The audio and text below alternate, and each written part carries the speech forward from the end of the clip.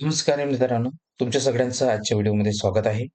आज आपण बघणार आहोत की ऑप्शन चेन काय असतं? ऑप्शन चेन मध्ये in the money, at the money आणि आउट ऑफ द मनी काय असतं ते कन्सेप्ट तुम्हाला समजून सांगणार आहे. त्यासोबत स्ट्राईक प्राईस म्हणजे काय आणि स्पॉट प्राईस म्हणजे काय ते तुम्हाला सांगणार आहे. तर चला पटकन आपण आपल्या टॉपिककडे वळूया. त्या अगोदर तुम्ही जर चॅनलला सबस्क्राईब केले नसेल, तर या व्हिडिओ तुम्ही जर चॅनलवरती नवीन असाल, तर चॅनलला सबस्क्राईब करा. कारण आपण ऑप्शन मास्टर क्लास सीरीज घेऊन येणार आहोत. तर ठीक आहे. तर आता आपण चार्टकडे कन्सेप्टकडे वळूया. हे तुम्हाला मिडलमध्ये तुम्हाला दिसत आहे. जिथे मला मी क्लिक करून गेलेलं आहे. हे सगळे काय आहे स्ट्राईक प्राईस आहे. आता स्ट्राईक प्राईस म्हणजे काय? स्ट्राईक प्राईस म्हणजे प्राईस खरेदीदार आणि विक्रेते जे बायर आणि सेलर दोन्ही ज्या किमतीवर व्यवहार करतात, त्या किमतीला काय म्हटलं जातं? त्या प्राईसला काय म्हटलं जातं? स्ट्राईक प्राईस असं म्हटलं जातं. ती म्हणजे ही प्राईस स्ट्राईक मार्केटमध्ये स्ट्राईक प्राईस अवेलेबल असतात. त्या प्राईसवर काय असतं? व्यवहार होतात. म्हणजे प्रत्येक खरेदीदाराला, विक्रेत्याला जे भेटतात त्याच्यावरती व्यवहार करतात. ठीक आहे. तर याला स्ट्राईक प्राईस असं म्हटलं जातं. ठीक आहे. प्रत्येकाची स्ट्राईक प्राईस आहे आणि त्याच्यासमोर एक व्हॅल्यू आहे एल-टी-पी. त्याची एक व्हॅल्यू आहे. समजा ठीक आहे. ठीक आहे. हे स्ट्राईक प्राईस आहे आणि त्याची व्हॅल्यू इकडे दिलेली आहे. म्हणजे हे सध्याची प्राईस चालू आहे. ठीक आहे. त्याची प्रत्येकाची. हे लक्षात आलं. त्याच्यानंतर स्पॉट प्राईस. स्पॉट प्राईस म्हणजे मार्केटमध्ये सध्या आपण निफ्टी 50चा चार्ट बघतोय. त्यामध्ये 24,500 आहे. ही करंट व्हॅल्यूच म्हणजे करंट प्राईस चालू आहे. जी प्राईस चालू म्हणजे करंट प्राईस चालू असते, जी सध्याची प्राईस चालू असते, त्या किमतीला काय म्हटलं जातं? स्पॉट प्राईस असं म्हटलं जातं. ठीक आहे. आता आपण तुम्हाला स्पॉट प्राईस समजली असेल. 24,200 आहे गाजलेली स्पॉट प्राईस झाली. आता मी तुम्हाला सांगतोय in the money, out of the money आणि ॲट द मनी म्हणजे काय? तर तुम्हाला एक वेगवेगळ्या कलरने मी दाखवतोय. समजा ह्या कलरमध्ये जे तुम्हाला या बॉक्समध्ये दाखवत आहे, जे जे तुम्हाला 2 बॉक्स दिसत आहे, हे वाला कलरमध्ये आहे आणि हे वाला कलरमध्ये आहे. तुम्हाला सेम वाटत आहे. ठीक आहे. हे तुम्हाला व्हाईटमध्ये आहे आणि इकडे सुद्धा व्हाईटमध्ये आहे. हे तुम्हाला सेम वाटत असेल. ही कन्सेप्ट तुम्ही लक्षात घ्या. कशी आहे आता?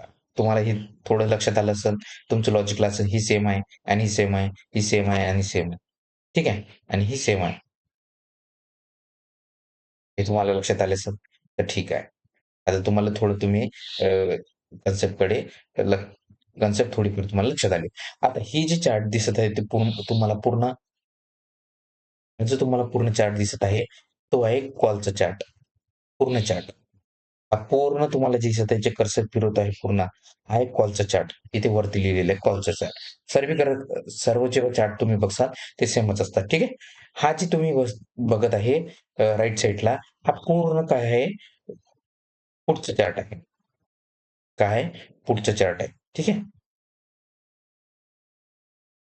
जे तुम्हाला राइट साइडला दिसत आहे, कॉलचा चार्ट आहे. राइट साइडला दिसत आहे, पुढचा चार्ट आहे आणि जे लेफ्ट साइडला दिसत आहे, ते तुमचा कॉलचा चार्ट आहे. तर त्यामध्ये इंदावणी कोणती प्राइस आहे? जर तुम्हाला हायलाइटमध्ये दिसत आहे, कलरमध्ये जे दिसत आहे, आता मी तुम्हाला ब्लॅक कलरमध्ये दाखवतो. जे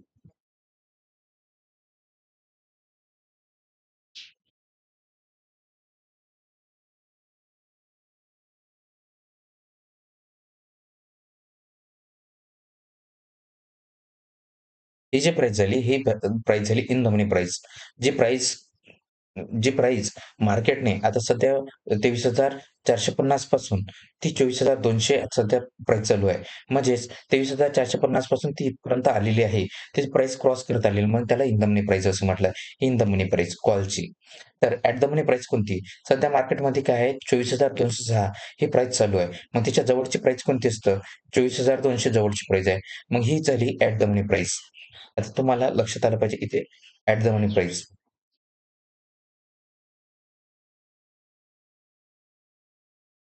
कॉलची ॲट द मनी प्राइस.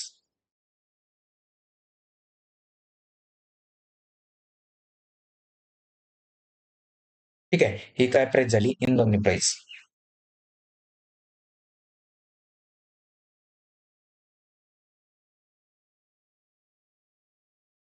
ही काय प्राईस झाली? ही हायलाइट जी केलेली प्राईस आहे, इन द मनी प्राईस आहे आणि मी तुम्हाला जी दाखवली ती ॲट द मनी प्राईस आहे. प्रत्येक चार्ट ओपन करायचा आणि त्याच्यात एनालिसिस करून बघायचं ॲट द मनी प्राईस आणि हे जे तुम्हाला व्हाईटमध्ये दिसत आहे, ते out of the money price आहे. आता out of the money price म्हणजे काय? Out of the money price सध्या 24,200 आहे. ही प्राईस क्रॉस झालेली नाही आहे. सध्या तरी ही जी स्ट्राईक प्राईस दिसत आहे, तुम्हाला क्रॉस झालेली दिसत नाही आहे. म्हणजे त्यावर मार्केट आत्ता पण गेलेलं नाही. मग ती असतं out of the money price असतं, ठीक आहे. की काय असतं price? Out of the money price असतं. हे तुमच्या लक्षात आलं असेल. हे सर्व काय प्राईस आहे? Out of the money price आहे. तर आता ही झाली कॉलची साईड. आता पुढच्या साईडवर आलेलं आहे. पुढच्या साईडवर तुम्हाला जी हायलाइटमध्ये दिसत आहे, जे आता मी तुम्हाला ब्लॅकमध्ये दाखवतोय. जे ब्लॅकमध्ये तुम्हाला मी बॉक्स केलेला आहे, ही सर्व प्राईस आहे in the money price. In the money price. पुढची इन द मनी प्राईस आहे. ठीक आहे. तर ॲट द मनी प्राईस कोणती? तर हे तुम्हाला 24,250 जी आहे, ती पुढची ॲट द मनी प्राईस आहे.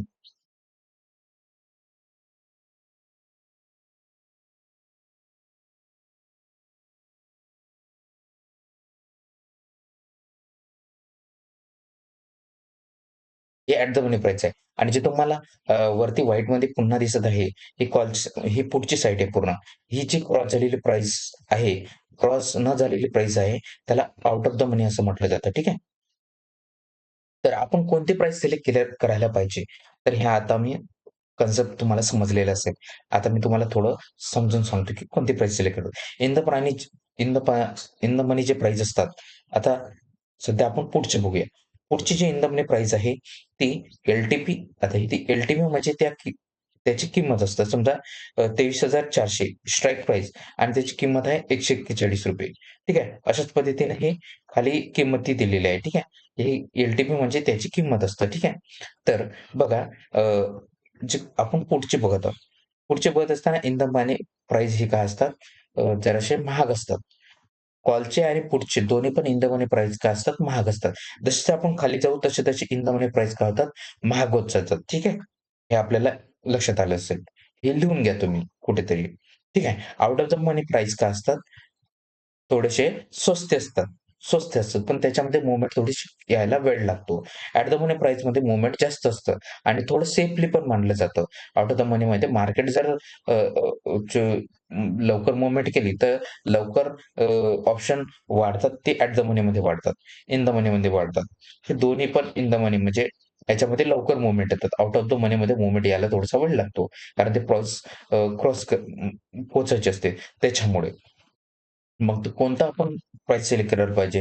तर आपण ॲट द मनीच्या जवळपास आपण स्ट्राईक प्राईस सिलेक्ट करायला पाहिजे. म्हणजे जी प्राईस सध्या करंटमध्ये जी सध्या स्ट्राईक प्राईस चालू आहे, त्याच्यात थोडंसं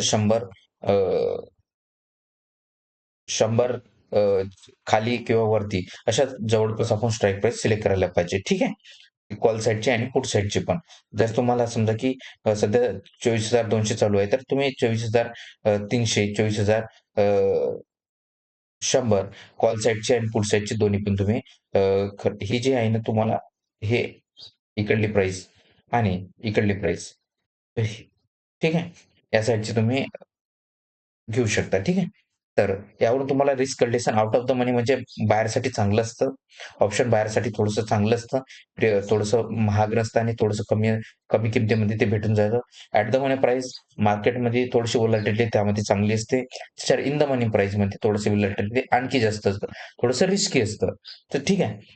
तर अशा पद्धतीनं हे ऑप्शनचे नुसार ते तुम्हाला कळलेलं असेल कोणती स्ट्राईक प्राईस आपण ते सिलेक्ट करायला पाहिजे. पुन्हा आपण ऑप्शन चेक तुम्हाला ऑप्शन ग्रीक शिकवणार आहे. त्या ऑप्शन ग्रीकमध्ये तुम्हाला हे सगळं पुन्हा रिपीट होणार आहे.